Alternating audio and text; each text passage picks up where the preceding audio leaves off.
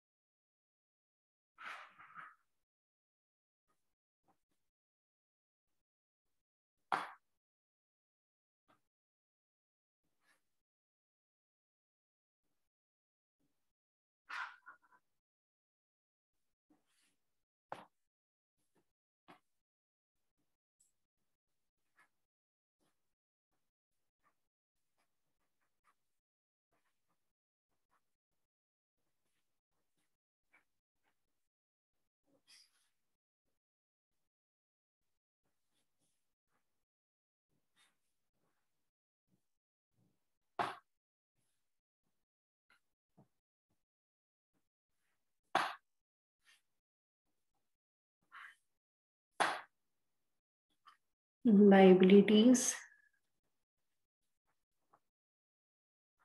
amount, assets, amount.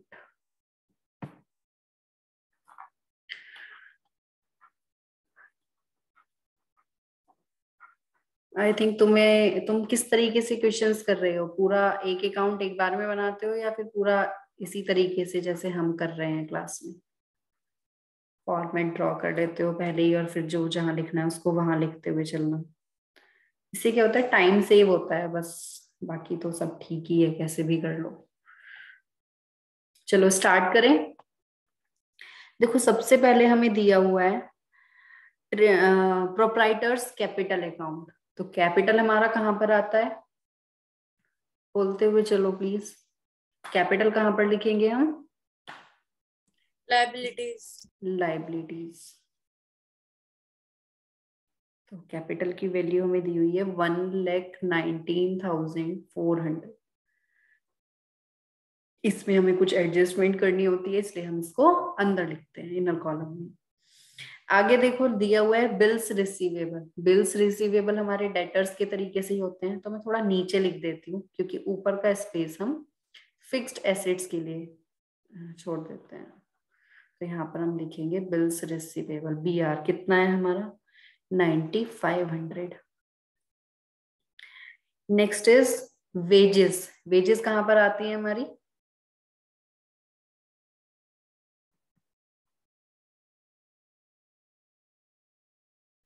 Trading account में। ऊपर का देखो मैंने स्पेस थोड़ा सा छोड़ दिया है क्योंकि सबसे पहले हम ओपनिंग स्टॉक लिखते हैं, देन परचेजेस, उसके बाद हमारे डायरेक्ट एक्सपेंसेस आते हैं। तो मैंने वेजेस लिखा है, तो ऊपर का थोड़ा मतलब 2 लाइन का स्पेस एक तरीके से यहाँ पर हम ओपनिंग स्टॉक और परचेजेस के लिए लेकर चलेंगे। Next is debtors. डेटर्स कहाँ पर आते हैं हमारे? एसेट्स में। तो डेटर्स कितना हो जाएगा हमारा? 62,000। उसके बाद हमें दिया हुआ है क्या? Bank loan. Bank loan is liability. ठीक है, तो मैं यहाँ पर लिख देती हूँ बैंक लोन। ऊपर मैंने एडजस्टमेंट के लिए जगह छोड़ दी है थोड़ी सी, किस लिए? यहाँ पर प्रॉफिट और ड्राइंग्स की एडजस्टमेंट की जाएगी, तो उसके लिए हमने ये स्पेस यहाँ पर। ठीक है, बैंक लोन हमारा 20,000 है। Then purchases. परचेजेस हमारी कहाँ पर आएंगी? ट्रेडिंग अकाउंट में। तो यहाँ पर लिख देते हैं हम परचेजेस। कितनी वैल्यू है परचेजेस की? 2,56,590।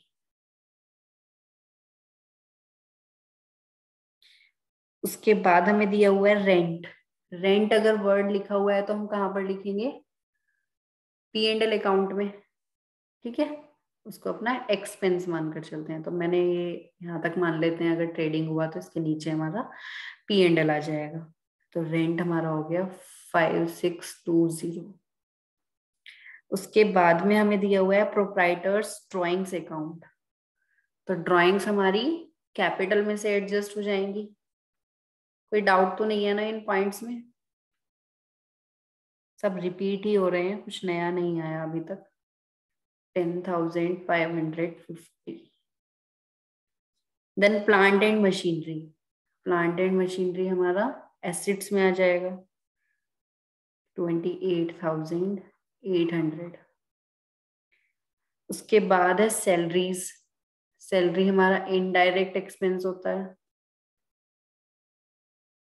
तो सैलरी हमारा P&L अकाउंट में आ जाएगा 11,000।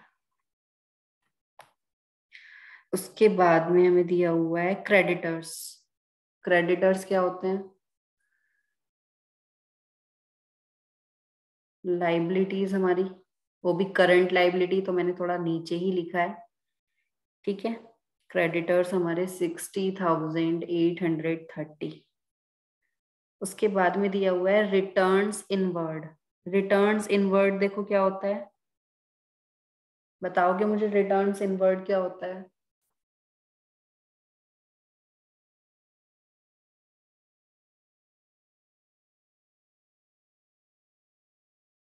बोलो भाई, returns inward.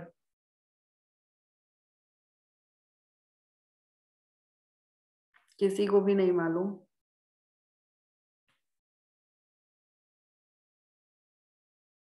M I Audible?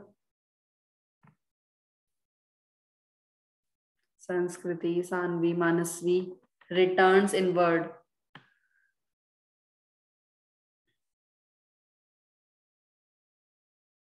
अरे हाँ, कुछ वो तो। सेल्स में से माइनस हो जाएगा, सेल्स रिटर्न होता है। ठीक है, रिटर्न्स इनवर्ड हमारा क्या होता है? Sales return. जो हमने अपने कस्टमर्स को अपना सामान सेल किया है, अपने गुड्स सेल किए हैं, वो हमारे पास वापस आ गए हैं, इनवर्ड। अगर लिखा होता है रिटर्न आउटवर्ड तो वो होती है हमारी purchase return, purchase is return. है ना? तो रिटर्न इनवर्ड, अरे यार क्या हो, ठीक है, रिटर्न इनवर्ड हमारा क्या हो गया? Sales return. एक बार करो इसको सॉल्व।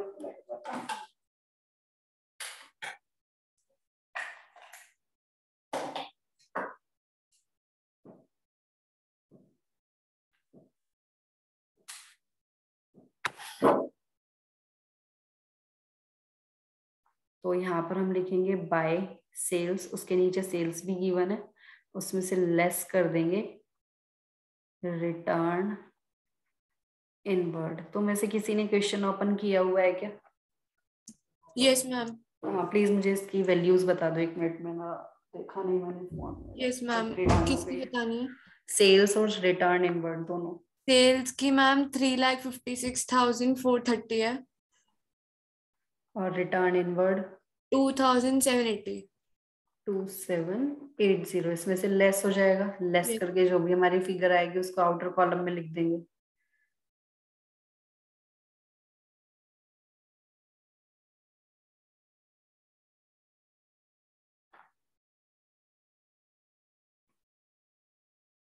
ठीक है, आई थिंक ये आनी चाहिए। उसके बाद क्या गिवन है?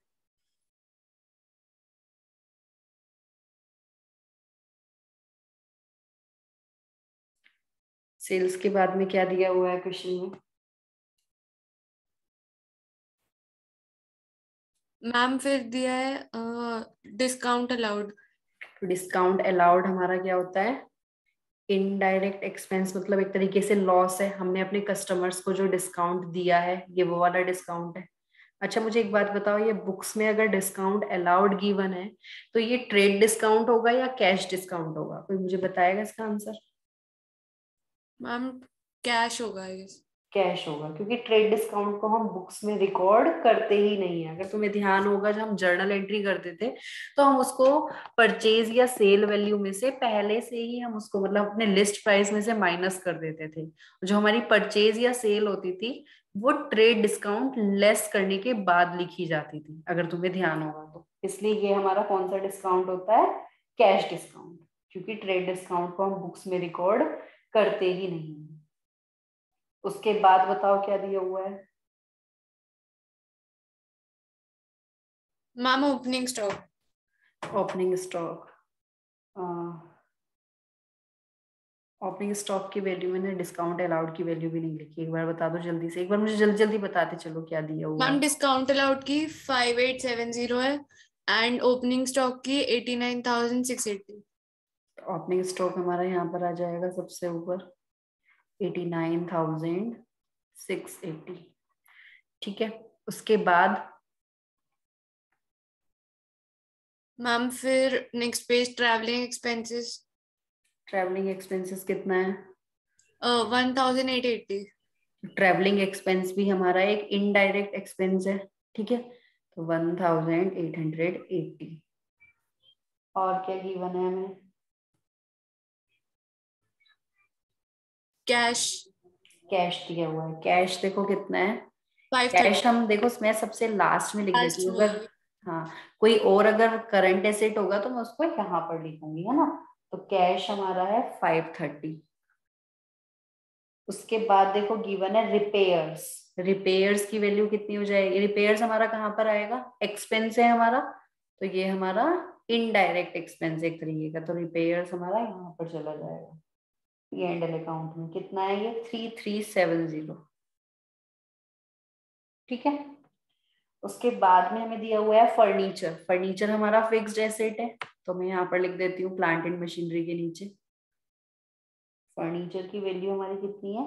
8970। इसके बाद में हमारा मेन पॉइंट आता है जिसकी वजह से हमने ये क्वेश्चन किया है। लिखा हुआ है इनपुट सीजीएसटी, इनपुट एसजीएसटी। जो ये इनपुट सीजीएसटी एसजीएसटी है, ये पॉइंट्स को भी पेंडिंग करो, क्योंकि हमें क्वेश्चन में आउटपुट जीएसटी भी दिया हुआ है, तो वो मैं उसका लिंक बताऊंगी कि किस तरीके से हमें लिखना है। तो एक मिनट, इनपुट सीजीएसटी एसजीएसटी अभी पेंडिंग में रहने दो। उसके बाद हमें नेक्स्ट दिया हुआ है इंश्योरेंस।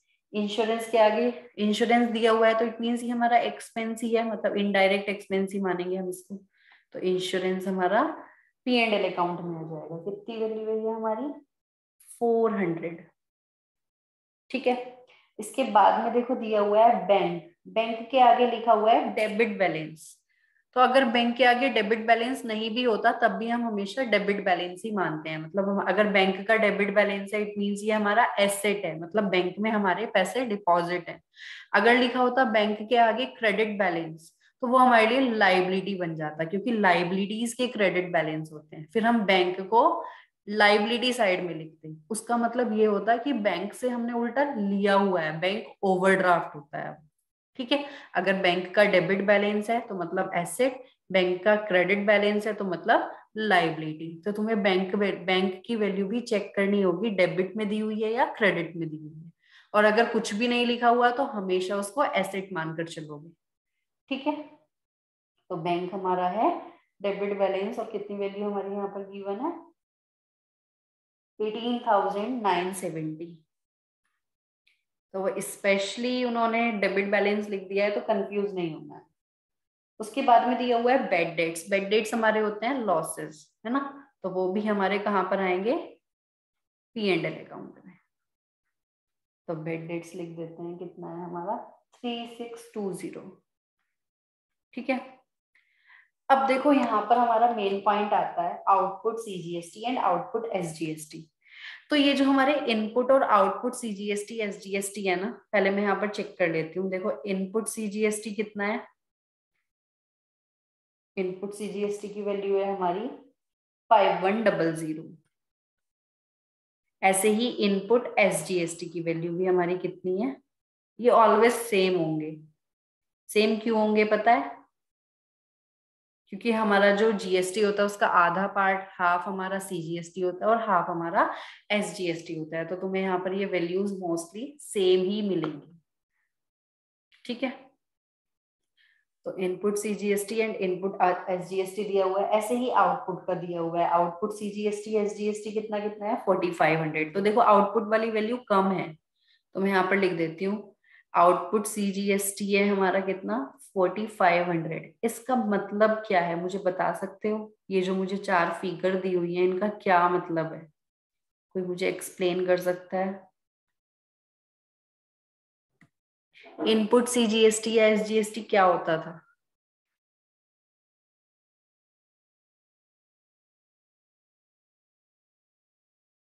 क्योंकि इनका मीनिंग पता होगा तभी तुम्हें ये एडजस्टमेंट मतलब इनकी समझ में आएगी कि कैसे करना है। बोलो भाई, फर्स्ट टाइम सुन रहे हो क्या? Input and output CGST SGST.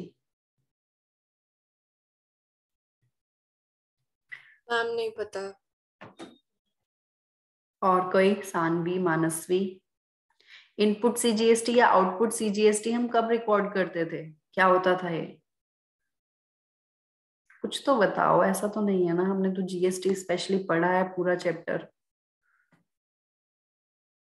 मानसवी, कुछ आइडिया है? मैम जब परचेज करते थे तो इनपुट सीजीएसटी लगता था, और जब हम्म, हम सेल्स करते थे तो आउटपुट लगता था। ठीक है, बिल्कुल सही। इनपुट सीजीएसटी एसजीएसटी हम कब रिकॉर्ड करते थे? जब हम परचेजेस करते हैं, मतलब जब हमने गुड्स परचेज किए और अगर हमने उसके ऊपर जीएसटी पे किया है तो वो हमारा इनपुट जीएसटी होता था, ठीक है। और आउटपुट जीएसटी क्या होता है? जो हमने सेल्स किया है तो हमने जो अपने कस्टमर से जीएसटी कलेक्ट किया है that is output CGST SGST. ये पैसा हमारा नहीं होता है, ये पैसा गवर्नमेंट का होता है, ठीक है। अब देखो, जो आउटपुट सीजीएसटी का मतलब क्या है? ये हमारी एक तरीके से लाइबिलिटी है जो कि हमें गवर्नमेंट को पे करना है। और इनपुट सीजीएसटी हमारा एक तरीके का एसेट है। एसेट क्यों है? क्योंकि हम इसको पे करके आए हैं, ठीक है। तो नॉर्मली देखो इनको अलग अलग नहीं लिखते हैं। हमने देखा था जो हम जीएसटी का सेट ऑफ वाला भी हमने एक या दो क्वेश्चंस किए थे, उसमें हम क्या करते थे? सीजीएसटी को सीजीएसटी से एडजस्ट कर देते हैं, एसजीएसटी को एसजीएसटी से। तो देखो सीजीएसटी की वैल्यू हमारी 4500, मतलब लाइबिलिटी हमारी कम है और इनपुट हमारा ज्यादा है, मतलब एसेट। हमने अपने परचेजेस पे ज्यादा जीएसटी पे किया है, तो हम इनको क्या करेंगे? सीजीएसटी को सीजीएसटी से एडजस्ट कर देंगे एंड एसजीएसटी को एसजीएसटी से एडजस्ट कर देंगे। तो ये जो हमारा बैलेंस आएगा, बैलेंस आएगा तो देखो इनपुट की वैल्यू ज्यादा है ना, तो जो मेरा बैलेंस होगा उसको मैं क्या बोलूंगी? ये मेरा क्या है? एक तरीके से इनपुट सीजीएसटी है। तो कितना बैलेंस आया ये सॉल्व करके? 600। मतलब मेरा नेट, मैं इनको नेट करके लिखूंगी यहाँ पर। मैं ये चारों वैल्यूज अलग अलग ना लिखकर इनको नेट करके लिखूंगी। तो सीजीएसटी सीजीएसटी से एडजस्ट हो जाएगा, एसजीएसटी एसजीएसटी से एडजस्ट हो जाएगा। तो यहाँ पर ऐसे ही ये वाली वैल्यू हमारी बची है इनपुट एसजीएसटी। अगर आउटपुट की वैल्यू ज्यादा होती तो आउटपुट वाला बैलेंस बचता फिर, ठीक है। तो देखो हमारा 600 बचा है, तो इनपुट का बैलेंस बचा है ना, तो ये हमारा लिखा जाएगा एसेट साइड में। मतलब अगर मैं और अपनी आउटपुट जी, अगर मेरा और सेल्स के ऊपर कुछ जीएसटी बनेगा तो ये मैं 600 रुपीज और सेट ऑफ कर सकती हूँ। तो ये input CGST and input SGST हमारे क्या हो गए? एसेट हो गए। एसेट में भी करंट एसेट, क्योंकि ये विद इन 1 ईयर हमारे एडजस्ट हो जाएंगे, जो हम सेल्स करेंगे वो हमारे एडजस्ट हो जाएंगे।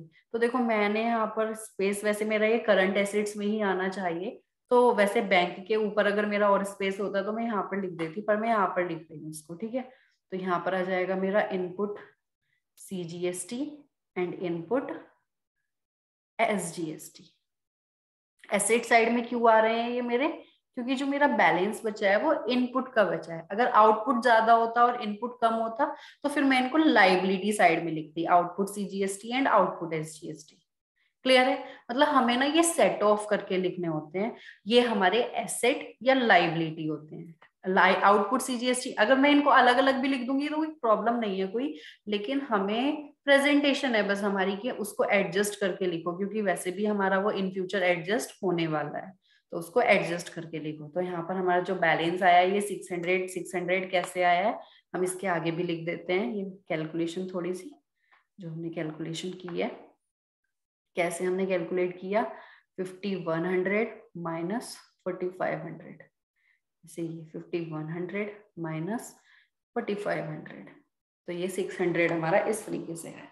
तो मेन पॉइंट बस इस क्वेश्चन में हमारा यही था जो हमें देखना था, और तो सारे पॉइंट्स हमने पहले से किए हुए हैं, ठीक है। तो अब इसको बस टोटल कर लेंगे जो भी हमारा आएगा।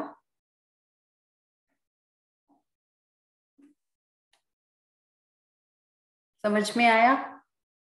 क्लोजिंग स्टॉक गिवन है हमें बाहर, स्टॉक इन हैंड ऑन 31 मार्च कितना है 128,960 लिख देते हैं क्लोजिंग स्टॉक भी, by closing stock 128,960। Closing stock हमारा और कहाँ लिखा जाएगा? बैलेंस शीट में, तो यहाँ पर भी लिख देते हैं स्टॉक 128,960। क्लियर है? अच्छा, हमने जो एक लास्ट क्वेश्चन किया था कल 20 क्वेश्चन नंबर 20 था, उसमें एडजस्टेड परचेजेस गिवन थी, तो हमने अपना क्लोजिंग स्टॉक ट्रेडिंग अकाउंट में नहीं लिखा था क्योंकि वो एडजस्टेड परचेजेस में से ऑलरेडी माइनस हो चुका है। हमने बस उसको एक जगह लिखा था अपना बैलेंस शीट में। ठीक है, तो अगर हमारे क्वेश्चन में एडजस्टेड परचेजेस होती हैं तो मुझे यहाँ पर उसको लिखने की जरूरत नहीं होती क्योंकि वो परचेज में से पहले से ही माइनस हो चुका है। ठीक है, तो इसका नेट इफेक्ट माइनस होके ही तो आता है। जब हम जीपी कैलकुलेट करते हैं तो ये हमारा माइनस ही तो हो जाता है एक तरीके से। तो हमारा ये इसलिए अगर एडजस्टेड परचेजेस गिवन होगा तब तुम्हारा क्लोजिंग स्टॉक ट्रायल क्या बोलते हैं ट्रेडिंग अकाउंट में नहीं लिखा जाएगा। ठीक है, यहाँ से कैलकुलेट करोगे तुम्हारा जीपी आ जाएगा, जीपी अपना यहाँ ट्रांसफर कर दोगे net profit and loss account में। उसके बाद अपना नेट प्रॉफिट कैलकुलेट करोगे और नेट प्रॉफिट कैलकुलेट करके उसको कैपिटल में एडजस्ट कर दोगे। ठीक है, फिर तुम्हारा बैलेंस शीट का टोटल मैच करना चाहिए। क्लियर है? तो देखो इस चैप्टर में ना कराने लायक बस इतनी ही चीजें थी। बाकी अगर तुम्हें किसी और पॉइंट में कुछ और डाउट है तो देख लो एक बार। क्वेश्चन नंबर ना 25 देखते हैं। 25 क्वेश्चन में तुम देखोगे तो मैं तुम्हें ये सीजीएसटी एसजीएसटी का पॉइंट बता देती हूँ क्वेश्चन नंबर 25 में भी। ठीक है, क्वेश्चन नंबर 25, बाकी पॉइंट्स तो सब सिंपल ही होंगे क्योंकि इसमें ना आईजीएसटी और दिया हुआ है। तो तुम्हें पता है सीजीएसटी कौन सा होता था? जो सेंट्रल लेवल पर होता है, सेंट्रल गवर्नमेंट को जो पे किया जाता है। एसजीएसटी जो स्टेट गवर्नमेंट के पास जाता है टैक्स। और अगर आईजीएसटी होता है तो वो क्या होता था? सीजीएसटी एसजीएसटी हमारे कब लगाए जाते थे? जब सेम स्टेट में हमारी ट्रांजेक्शन होती है, सेल परचेज जब सेम स्टेट में होती है तो वहां पर हम जो जीएसटी लगाते हैं वो सीजीएसटी एंड एसजीएसटी होता है। ठीक है, और अगर इंटर स्टेट ट्रांजेक्शन होती थी तो तुम्हें ध्यान होगा वहां पर हम integrated goods and service tax लगाते हैं, मतलब आईजीएसटी। ठीक है, तो यहाँ पर हमें तीनों गिवन है। मैं तीनों की वैल्यूज लिख लेती हूँ एक बार। इनपुट सीजीएसटी कितना है हमारा 10,000, 10,000 एंड 5,000। ऐसे ही इनपुट एसजीएसटी दिया हुआ है। तो देखो जितना सीजीएसटी होगा ना उतना ही एसजीएसटी होगा क्योंकि हमारा ये इक्वल चलता है, हाफ सेंट्रल गवर्नमेंट का होता है और हाफ स्टेट गवर्नमेंट का होता है। और तीसरा हमें दिया हुआ है इनपुट आईजीएसटी, कितना है ये देखो 5,000। ऐसे ही आउटपुट का गिवन है, आउटपुट सीजीएसटी एसजीएसटी 5,000 है।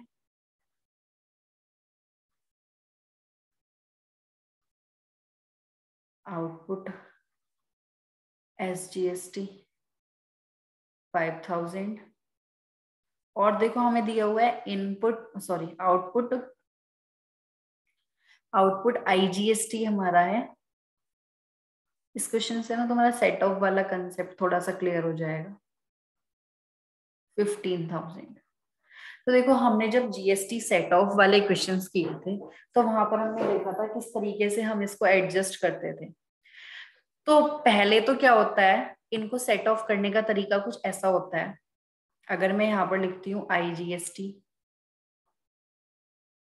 सीजीएसटी, एसजीएसटी, ऐसे ये सीजीएसटी, आईजीएसटी एंड एसजीएसटी।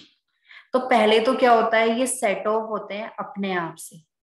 ये खुद से सेट ऑफ होगा, ये अपने आप से सेट ऑफ होगा, ये अपने आप से सेट ऑफ होगा। पहला काम तो होता है कि इनपुट और आउटपुट, अगर इनपुट सीजीएसटी है तो उसको आउटपुट सीजीएसटी के साथ सेट ऑफ करो। ठीक है, मतलब पहले तो ये खुद से सेट ऑफ होते हैं। उसके बाद में जो हमारा सीजीएसटी है वो आईजीएसटी के अगेंस्ट भी सेट ऑफ हो सकता है। ऐसे ही आईजीएसटी जो है वो सीजीएसटी के अगेंस्ट में, मतलब जब सीजीएसटी ये दोनों आपस में एक दूसरे से सेट ऑफ हो सकते हैं। सेम इनके साथ होता है, आईजीएसटी एसजीएसटी के साथ भी सेट ऑफ हो सकता है मतलब कहने का ये है, ये जो IGST है ना, पहले तो क्या करना है, सबको अपने आप से सेट ऑफ करना है। दूसरा स्टेप क्या होगा, अगर तुम्हारा इनपुट CGST में कुछ बैलेंस रह जाता है तो तुम उसको सेट ऑफ कर सकते हो अगेंस्ट आउटपुट IGST। मतलब जो ये IGST है ना, ये सबके साथ सेट ऑफ होता है। कहने का मतलब ये क्रक्स ये निकलता है कि वैसे तो सब अपने आप से सेट ऑफ होते हैं, लेकिन ये जो IGST है ये सबके साथ सेट ऑफ हो सकता है। मतलब IGST को पहले IGST से सेट ऑफ करो, फिर अगर IGST का कुछ रहता है तो उसको CGST के अगेंस्ट भी तुम सेट ऑफ कर सकते हो और SGST के भी अगेंस्ट, ऐसे ही। लेकिन दो चीजें ऐसी हैं जो एक दूसरे से सेट ऑफ नहीं होती, जैसे कि CGST SGST से सेट ऑफ नहीं होता है, ऐसे ही SGST CGST से सेट ऑफ नहीं होता है। इसका लॉजिकल है, सीधी सीधी लॉजिकल सी बात है ये। सेंट्रल गवर्नमेंट क्यों अपना स्टेट गवर्नमेंट से सेट ऑफ कराएगी? जो सेंट्रल गवर्नमेंट का हिस्सा है वो अपने पास रखेगी, वो उसको क्यों कहेगी कि स्टेट गवर्नमेंट के साथ एडजस्ट कर दो? अगर एडजस्ट ही करना होता तो अलग अलग करने की बात ही कहाँ से आती, ठीक है ना। तो गवर्नमेंट में भी क्योंकि आपस में थोड़ा सा इन चीजों को लेके चलता है, तो ये सेंट्रल या स्टेट आपस में एक दूसरे से एडजस्ट नहीं कराती, ठीक है। लेकिन IGST क्यों सेट ऑफ हो जाता है? क्योंकि IGST के अंदर भी तो दो पार्ट होते हैं, CGST और SGST, इसलिए ये एक दूसरे से सेट ऑफ करने के लिए अलाउ कर देता है, ठीक है। तो देखो क्वेश्चन नंबर 25 में हम कैसे सेट ऑफ करेंगे। अब देखो मेरा जो इनपुट CGST है वो 10,000 है और आउटपुट CGST 5,000 है।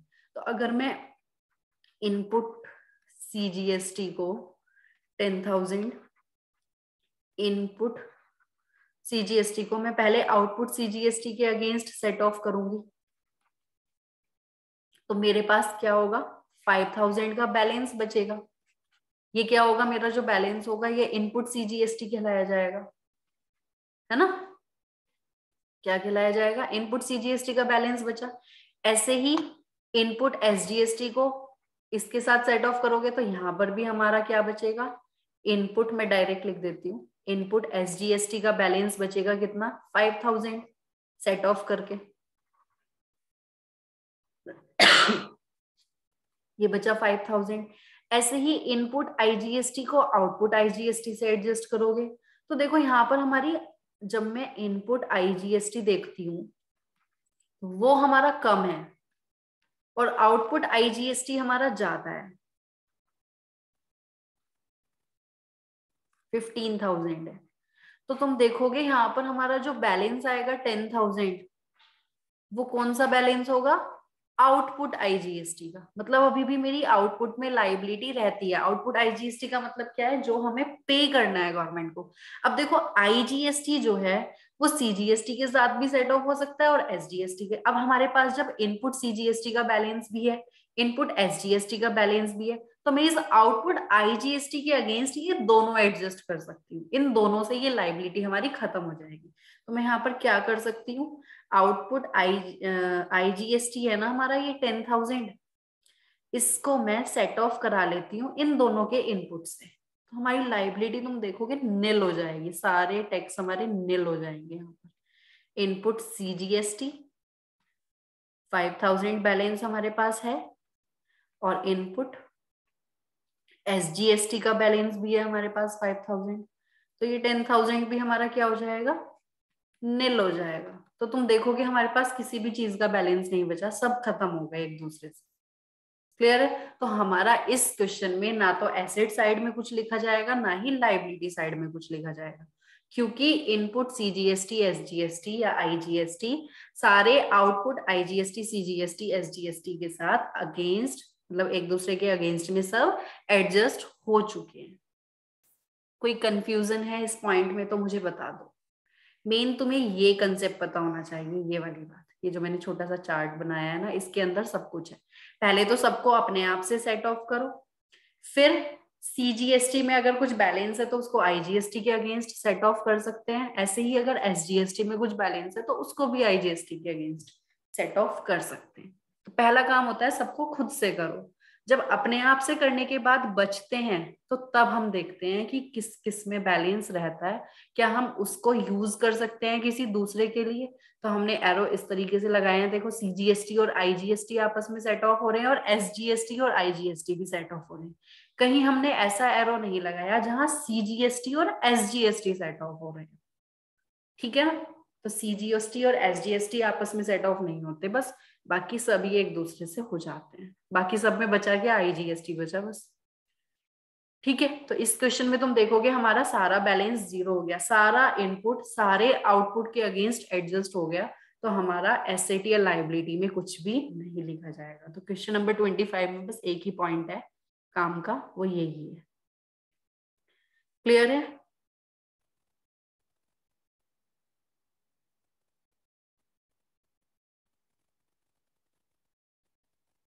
समझ में आया? तो देखो ये जो हमारे क्वेश्चंस थे एक्सरसाइज के, इसके बाद में अगर तुम देखोगे ना, कुछ इवेल्युएशन क्वेश्चंस दिए हुए हैं मिसिंग फिगर वाले। जो मिसिंग फिगर वाले क्वेश्चंस होते हैं ना, ये और भी इजी क्वेश्चन होते हैं वैसे देखा जाए तो, मतलब ये इन वालों से इजी होते हैं, क्योंकि इसमें आधे से ज्यादा काम हमें करके दिया हुआ होता है। तो अगर मैं तुमसे एक क्वेश्चन देखती हूँ, क्वेश्चन नंबर 1 तो तुम कर लोगे, क्योंकि तुम देखोगे क्लोजिंग स्टॉक की वैल्यू तुम्हें गिवन है।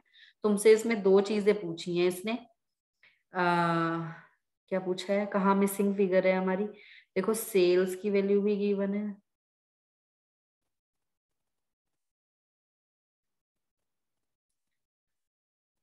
मिसिंग वैल्यूज पूछ रहा है, कौन सी है मिसिंग फिगर। सारी वैल्यूज तो गिवन है इसकी,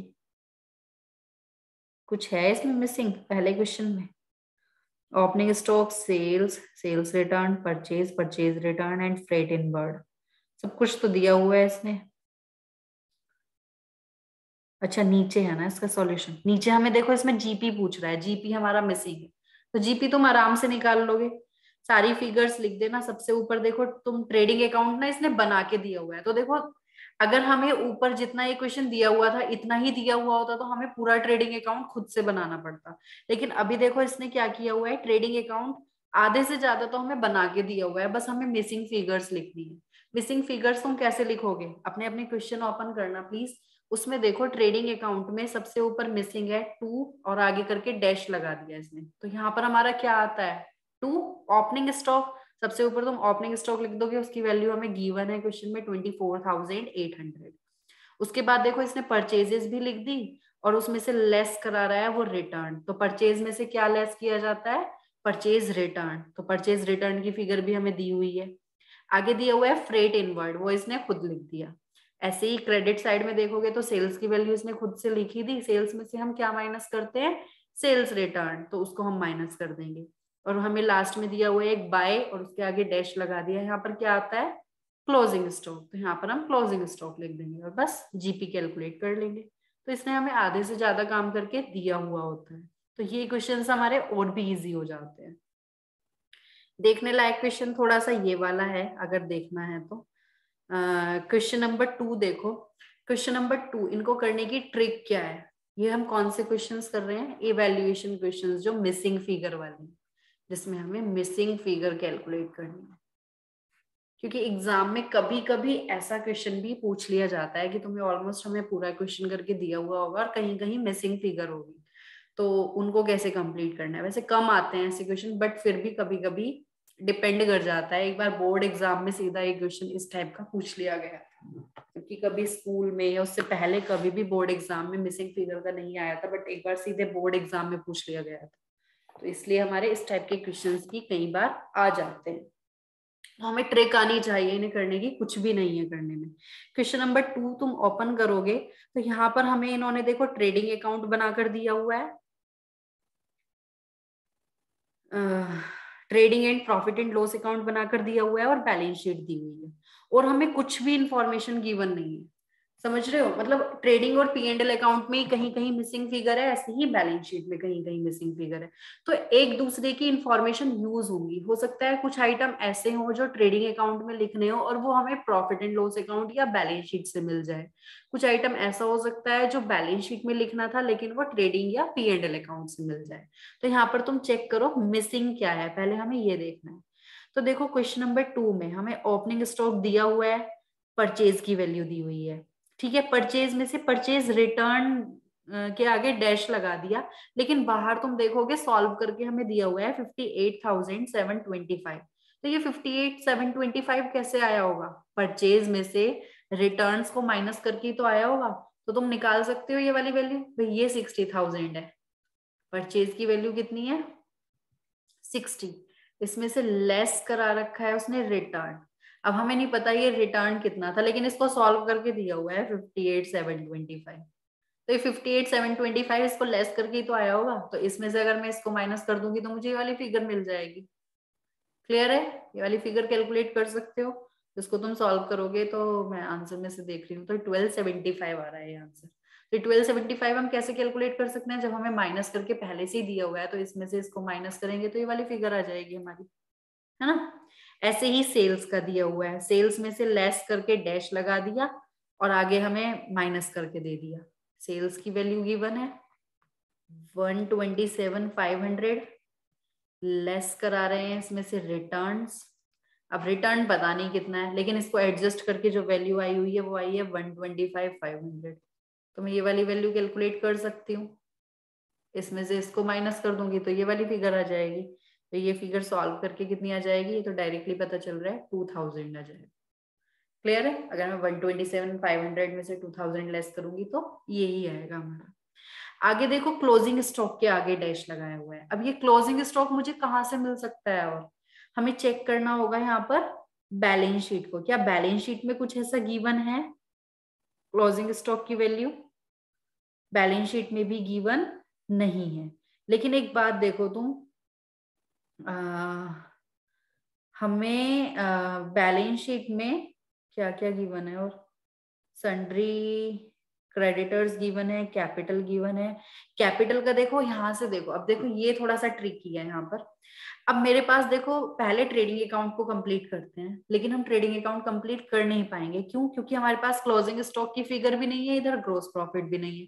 अगर दोनों साइड की एक एक फिगर मिसिंग है तो हम कैलकुलेट नहीं कर सकते। तो एक ऑप्शन तो हमारे पास ये था कि क्लोजिंग स्टॉक चेक करते हैं बैलेंस शीट में गिवन है या नहीं है। अब हमने देखा क्लोजिंग स्टॉक हमें बैलेंस शीट में भी मिसिंग कर रखा है, इट मीन्स हम क्लोजिंग स्टॉक कैलकुलेट नहीं कर पाएंगे। क्लोजिंग स्टॉक कैलकुलेट नहीं कर पाएंगे तो जीपी भी नहीं कैलकुलेट कर पाएंगे। अब जीपी को चेक करते हैं, क्या जीपी हमें पी एंड एल अकाउंट में गिवन है? तो हमने देखा GP P and L account में भी नहीं है। अब अगर GP P and L account में नहीं है तो हम नेट प्रॉफिट कैलकुलेट नहीं कर सकते। तो अब हमारे पास एक लास्ट ऑप्शन बचा है, नेट प्रॉफिट हमें कहीं से मिल जाए। तो नेट प्रॉफिट अगर तुम देखोगे, बैलेंस शीट चेक करोगे, तो बैलेंस शीट में देखो कैपिटल में दिया हुआ है ओपनिंग बैलेंस मिस, और ऐड कर रखा है इसमें 38,925। ये जो कैपिटल में 38,925 ऐड किया हुआ है, ये क्या चीज है? हम क्या ऐड करते हैं कैपिटल में? नेट प्रॉफिट ही तो ऐड करते हैं। तो ये हमारा 38,925 क्या गिवन है यहाँ पर? Net profit. ठीक है, तो अब देखो मुझे 38,925 नेट प्रॉफिट गिवन है, तो नेट प्रॉफिट हम कितना लिख देंगे कि नेट प्रॉफिट मुझे कहां से मिल गया? बैलेंस शीट से मिल गया। तो मैं नेट प्रॉफिट उठाकर लिख देती हूँ पी एंड एल अकाउंट में। ठीक है, यहाँ पर मेरा नेट प्रॉफिट आ जाएगा। ये मैं पी एंड एल अकाउंट की बात कर रही हूँ। किसकी बात कर रही हूँ? पी एंड एल अकाउंट के नीचे वाला पार्ट। बाकी इंफॉर्मेशन मुझे गिवन है, यहाँ पर 450 है, एक वैल्यू 7,000 है, एक वैल्यू 1,200 है, एक वैल्यू 2,000 है, और एक और वैल्यू 2,000 है। और इधर हमारा क्रेडिट साइड में जीपी मिसिंग है। जीपी तो मुझे कैलकुलेट करना पड़ेगा, पता नहीं कितना है। और मुझे एक डिस्काउंट दिया हुआ है, कितना? 800। तो देखो मुझे net profit, profit and loss account की सारी फिगर पता चल गई, बस एक जीपी मिसिंग है। तो मैं कैलकुलेट कर सकती हूँ जीपी। अगर मैं इस वाली, मेरा नेट प्रॉफिट तो आ गया ना, तो मैं ये वाली साइड का सारा टोटल कर लूंगी, ये साइड का टोटल करके, ये साइड का टोटल करके, ये मेरी बैलेंसिंग फिगर आ जाएगी। समझ रहे हो? तो ये हम as a balancing figure calculate कर लेंगे ग्रोस प्रॉफिट को। तो ग्रोस प्रॉफिट जब हम कैलकुलेट करेंगे, तो मैं आंसर में से ही कैलकुलेशन चेक कर रही हूँ, इस साइड का जो हमारा टोटल है वो आ रहा है 51,575। यही वैल्यू मैं यहाँ पर लिख दूंगी 51,575। तो इसमें से मैं 800 माइनस करती हूँ तो हमारा जीपी आ जाएगा। तो जीपी हमारा कितना आ रहा है? 50,775। ये आ गया हमारा जीपी। अब जब जीपी आ गया तो ये जीपी उठाकर तुम अपना ट्रेडिंग अकाउंट में लिख दो। कितना है हमारा जीपी जो हमने अभी कैलकुलेट किया है? 50,775। अब 50,000 ये जीपी आ गया, तो अब तुम अपना closing stock as a balancing figure calculate कर सकते हो ट्रेडिंग अकाउंट से।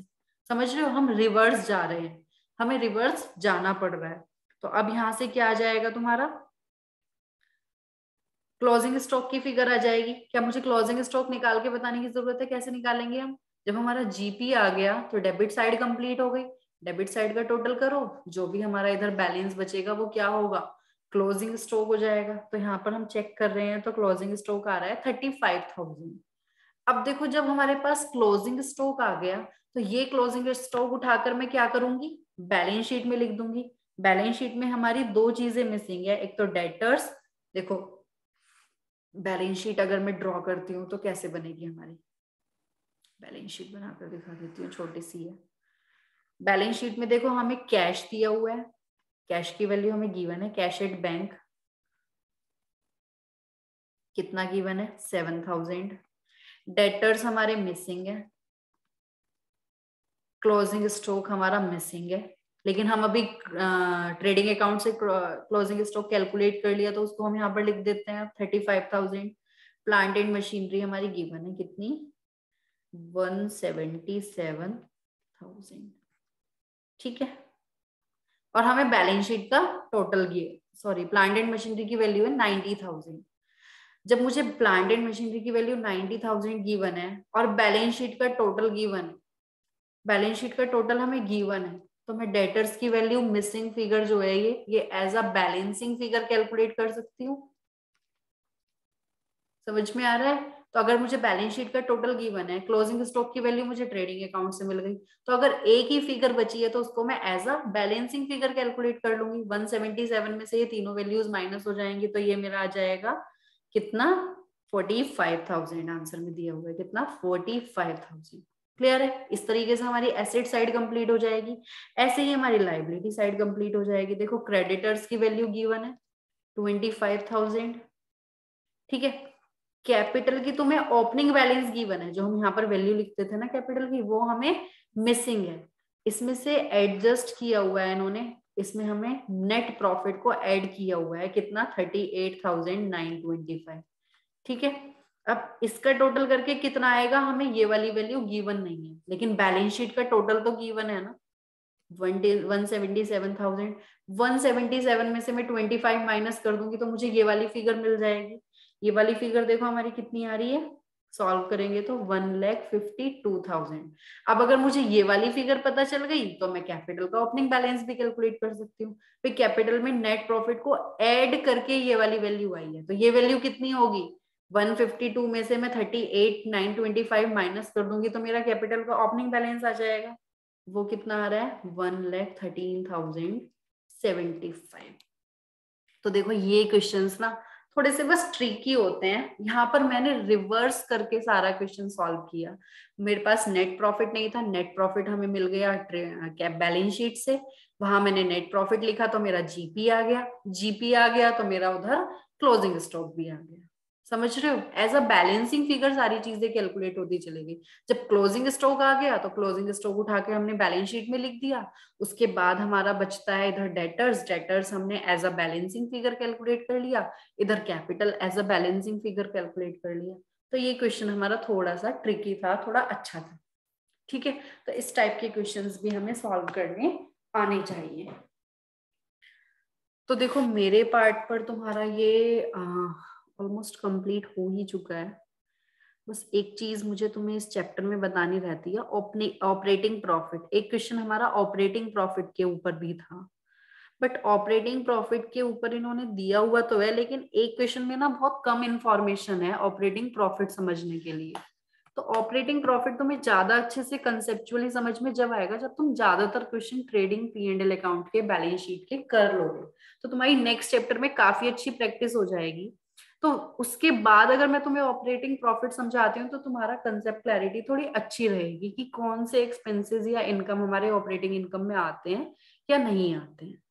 ठीक है, थोड़ा सा क्लैरिटी रहेगी बस, और तो कुछ नहीं। अभी इसी क्वेश्चन में कराऊंगी तो याद करने वाली बात हो जाएगी, क्योंकि ऑपरेटिंग प्रॉफिट में से हमें नॉन ऑपरेटिंग प्लस मतलब थोड़ा सा और ज्यादा हो जाता है बाइफर्केशन, वहां पर थोड़ा तुम्हें कंफ्यूजन हो सकता है। इसलिए अभी ऑपरेटिंग प्रॉफिट को पेंडिंग में रखकर ही चलो, उसको हम सबसे लास्ट में डिस्कस कर लेंगे, कोई इतनी बड़ी चीज नहीं है। ठीक है, तो देखो तुम्हारे ये चैप्टर के सारे क्वेश्चंस हो जाने चाहिए, क्योंकि हम नेक्स्ट क्लास से नेक्स्ट चैप्टर करने वाले हैं, एडजस्टमेंट इन फाइनेंशियल स्टेटमेंट्स। जब फाइनेंशियल स्टेटमेंट्स हमारे एडजस्टमेंट के साथ बनते हैं ना, तो एडजस्टमेंट वाली चीजें तुम्हें ये ध्यान रखना तभी क्लियर होंगी जब तुम्हें सिंपल वाले फाइनेंशियल स्टेटमेंट बनाने आते होंगे। क्योंकि अगर इसी चीज में कंफ्यूजन रह जाएगा ना कि क्या आइटम कहाँ लिखा जाएगा, तो तुम एडजस्टमेंट वाले क्वेश्चन सॉल्व नहीं कर पाओगे। ठीक है, तो इसलिए कोशिश करना कि अपने 25 तक ये सारे क्वेश्चन सॉल्व कर लो, इससे तुम्हारी और अच्छी प्रैक्टिस हो जाएगी। तब हम नेक्स्ट क्लास में विद एडजस्टमेंट कंसेप्ट क्लियर करेंगे, और कंसेप्ट हमारे वो क्लियर तब होंगे तुम्हें अगर थोड़े थोड़े बेसिक कंसेप्ट भी क्लियर होंगे। ठीक है, और अगर नहीं होंगे तो वो इस चैप्टर के थ्रू हो जाएंगे। लेकिन प्लीज ट्राई करना कि ये वाला चैप्टर कंप्लीट कर लो, इसके बिना तो समझना उसको पॉसिबल नहीं होगा। ठीक है, ये तो सिंपल था, आप सोचो विद एडजस्टमेंट आएगा तो फिर थोड़ा और टिपिकल हो जाएगा। तो मैं डरा नहीं रही हूँ, डरने वाली बात नहीं है, बस मेरे कहने का मतलब ये है कि तुम अपने ये क्वेश्चंस कंप्लीट कर लेना, इससे तुम्हें प्रैक्टिस हो जाएगी क्या आइटम कहाँ लिखा जाता है। ये चीज क्लियर है तो एडजस्टमेंट इजीली समझ में आएगी। ठीक है, अब तुम्हें कोई कुछ पूछना है, कल के टेस्ट से रिलेटेड कुछ पूछना है, या इस चैप्टर से रिलेटेड कुछ पूछना है, तो प्लीज पूछ लो। अभी हमारे पास 4 to 5 मिनट्स हैं, क्योंकि नेक्स्ट चैप्टर तो हम नेक्स्ट क्लास में ही स्टार्ट करेंगे।